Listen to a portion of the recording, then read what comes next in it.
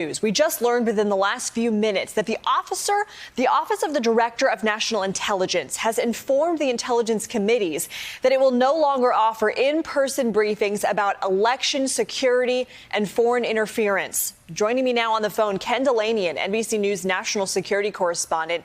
Ken, tell us about these meetings and the significance of this move. Well, this is unprecedented as far as I know. I've been covering the intelligence community for quite a while now. I've never heard of anything like this. There have been regular briefings by officials at the Office of Director of National Intelligence, particularly by a man named Bill Evanina, who's the top counterintelligence official in the government, regular briefings of the Congressional Intelligence Committees to inform them about the classified intelligence, explaining what foreign governments are doing to try to interfere in the 2020 presidential election. The ODNI has also made public statements about that. And they've said that Russia, China, and Iran all have an interest in the outcome of the election. They've said that China and Iran would like Donald Trump to lose and that Russia wants him to win.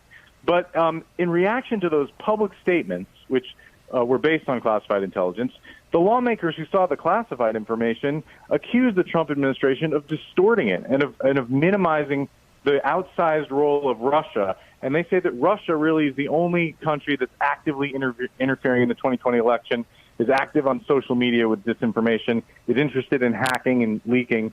And that appears to be the source of this controversy. So now the Trump administration is saying, well, we're not going to brief these committees in person anymore. By law, they have to turn over classified intelligence materials in writing. But this is going to mean that these lawmakers can't question officials behind closed doors about what this intelligence means. It's going to be deeply controversial. Democrats surely will push back on this. One interesting question is, what will Marco Rubio, the Republican chairman of the Senate Intelligence Committee, do? He's a Trump ally, but he's also trying to be an independent overseer of the intelligence community. I'm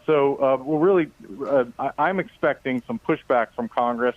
The question is, will Republicans join in that pushback, Lindsay? Do you have any idea of what the motivation could be? Because my initial thought went to coronavirus, but then we saw at the RNC when the president accepted his party's renomination, and there were hundreds of people there on the lawn without masks and no social distancing. So do you have any idea what could be motivating this halt to these in-person briefings? Well, what I know is that the Trump administration has been very displeased every time they put out a public statement about foreign election interference, and then the House Speaker Nancy Pelosi and Democratic Chairman Adam Schiff of the House Intelligence Committee issue their own public statements and say that's a distortion of the intelligence. That's happened the last two times that the ODNI has put out public statements. The Trump administration wants to control the message. They have the classified intelligence, and they are interpreting it for the public, and Democrats, as it is, they are constrained about what they can discuss about classified information that they've received in these briefings. Now they're not even going to have the briefings, so they will not be in a position to evaluate as well the public statements by the Trump administration 9 weeks out from the election about what foreign governments are up to. This is a big deal because what we learned in the 2016 election is that if the government doesn't tell the public what's going on, we have no way to insulate ourselves against this, particularly disinformation on social media, some of it sponsored by foreign governments. You mentioned that this is unprecedented, so obviously there's no real rule book for something like this. But when you say you expect some congressional pushback, what is the recourse at this point? Well, that's the thing. There really isn't, because this is a bipartisan compact between the executive branch and the Congress, that the executive branch will send officials up and brief the committees on classified intelligence. There's actually a law that requires it, but the Trump administration is choosing to interpret that in a way that says they're only going to transmit written information. And by the time Congress could subpoena officials and compel them to come testify, but we know from our own experience that those subpoenas take a long time to enforce in the courts, and by the time that happens, the election will be over.